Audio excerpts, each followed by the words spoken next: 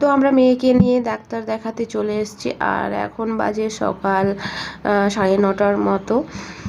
ডাক্তারবাবু এখনও আসেননি, তো আমরা বসে বসে ওয়েট করছিলাম। আর মেয়েরও ভীষণ জ্বর এসছে, আর ও তো বসতেই চাইছে না, আর বমিও করে ফেললো।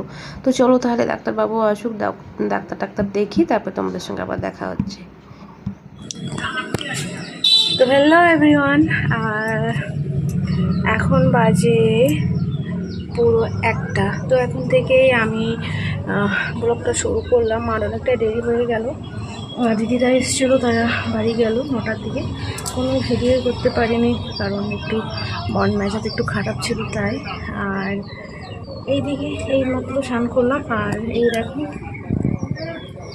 কত কিছু মানে ধুয়েছি এদিক থেকে পুরো সেদিক। আর রোদটাও সেরকম নেই, তো ওগুলো ধুয়ে টুয়ে তারপরে এই যে মানে স্নান করে নিয়েছি। স্নানটা করে মাথাটা এখনও ভেজা আছে, মাথাটা খোলা হয়নি।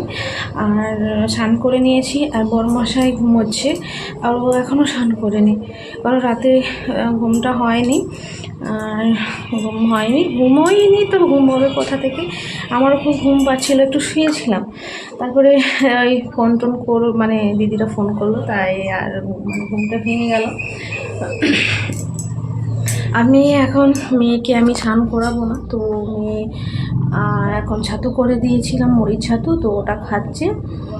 ওটা খাক, তারপর ওষুধ খাবো। মন মেজাজ খারাপ বলতে কাল থেকে আমার মেয়ের খুবই জ্বর, ঠিক আছে। হঠাৎই দুপুর থেকে মানে পড়তে গিয়েছিল, মানে সেখান থেকে খুব জ্বর হয়েছে। আর ওষুধ খাওয়ালে বমি করে দিচ্ছে, মানে কাঁপুনি দিচ্ছে এরকম।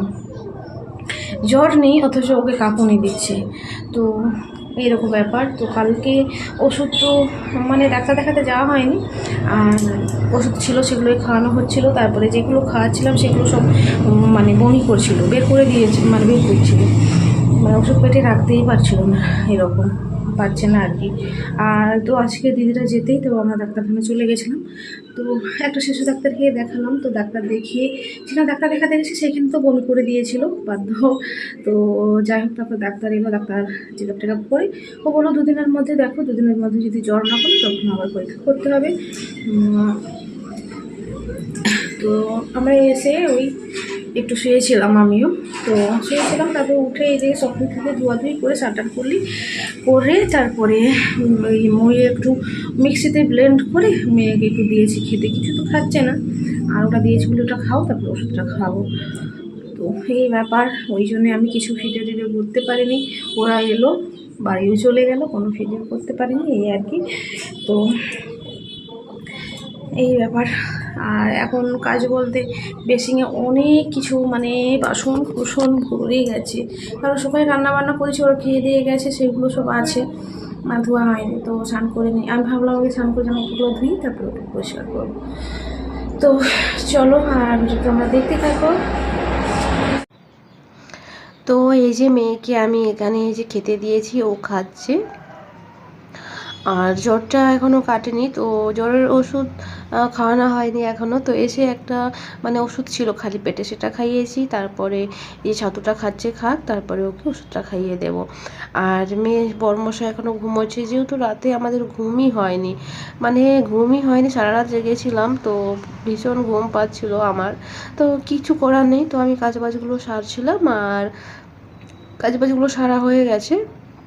এখন ওই যতগুলো ওই বেসিংয়ে মানে ছিল, বাসন কুসন ছিল, সব কিছু ধোয়াধুয়ি করলাম। তারপরে এখানে একটু আলু কাটলাম, তো আলু ভাজা করবো, যেহেতু সকালে রান্না করেছিলাম, যা কিছু সমস্ত কিছু খাওয়া হয়ে গেছে সকালেই। আর একটু জল ঢালা ভাত আছে, তো সেটাই এখন ওই জন্য আলু ভাজা করে নিচ্ছি, সেটাই দুজনে মিলে খেয়ে নেব। আর মেয়েকে একটু ম্যাগি বানিয়ে দিয়েছিলাম, আর ওই ছাতু খেলো। তারপরে ওষুধ ওকে খাইয়ে একটু ওকে ওই বসে আছে। তো এখনও জ্বরটা ঠিক কাটেনি, আর শরীরটাও দুর্বল, যেহেতু কিছুই খাচ্ছে না। তাই তো কাল দুপুর থেকে হঠাৎই এরকম মানে জ্বর চলে এসছে। তো তো এখন ওয়েদারটাও এত বাজে, মানে পাখা চালালে ঠান্ডা লাগছে, মানে ভীষণ ঠান্ডা, গায়ে কিছু দিতেই হচ্ছে না, থাকা যাচ্ছে না, এত ঠান্ডা। আর হাওয়াটাও ভীষণ ঠান্ডা। তো জানি না ওয়েদারের জন্যই হয়তো হতে পারে। তো দেখা যাক, ডাক্তারবাবু বলেছে যে দেখো 2 দিন, না হলে তারপরে আবার আসতে হবে, তারপর রিপোর্ট করতে দেবে। আর এই যে এতগুলো ভাত আছে, আর ওই আলু সেদ্ধ একটা ছিল, ওই এটাকে আলু সেদ্ধকে আর খাবো না, ওটাকে ফেলে দেবো। তো যাই হোক, এখানে আলু এই যে দিদি এনেছিল, ওই যে লাল আলুগুলো, ওইগুলোকে সরু সরু কেটে ভাজা করে নিচ্ছি। চলো আমরা খাওয়া দাওয়া এবার করে নেব।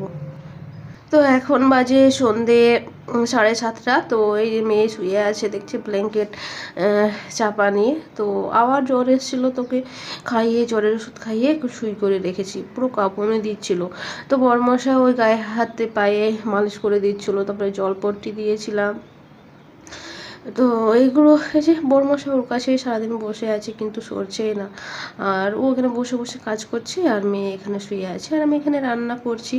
আর এই দেখো, মাঝে মধ্যে বলছে মা পাখা চালাও, আবার বলছে মা পাখা বন্ধ করো। এই যে ঘেমে যাচ্ছে, জ্বর যখনই কাটছে তখনই ঘেমে যাচ্ছে, আবার মানে জ্বর এসছে যখন আবার চাপা নিচ্ছে, এরকম। তো বেশি পাখাটাও চালাচ্ছি না। আর এখানের ওই রেগুলেটরটা না খারাপ, যে তুমি একটু পাখাটা কমাবে সেটা আর হবে না, তো ফুলই চলবে এরকম। আর এখানে এই যে সুজি করে নিচ্ছি একটু, মেয়েকে ওই সুজিটা খাওয়াবো রাত্রে, আর আমরা ডিম ভাজা ভাত খেয়ে নেব। আর আজকে কিছু রান্না বান্না করব না, এগুলোই খাবো। আর রুটি খাবো ভেবেছিলাম, কিন্তু রুটিটা যদি আবার গ্যাস হয়ে যায়, তার জন্য আর রুটি দিচ্ছি না। ওই সুজি হালকা পাতলা করে একটু করে ওই সুজিটাই দেবো।